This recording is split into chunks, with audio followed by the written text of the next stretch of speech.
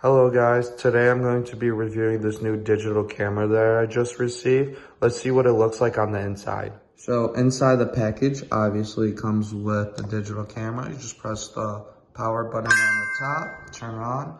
It says welcome. It also comes with the card reader, comes with the USB-C. Here the camera just turned on, you can see the quality on it. There's different filters you could put on. Just press the arrow. There's just a bunch of different filters you can just make it go back to none. There we go.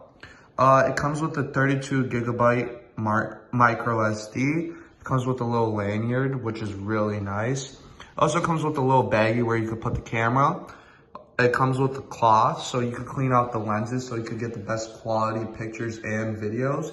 And then it comes with the user manual, which I find very helpful because it tells you all the different settings there is on the cameras and all the accessories and everything that just comes with the camera. I would recommend this to anyone that loves traveling and just capturing every single moment. There's also a feature where you could zoom in. It could zoom in all the way to 16x. All you have to do is move this to the right and you could see the number, how it's zooming in right there. We'll zoom it back out. And then you could also flip this over like this. You can see us here and you can take a picture.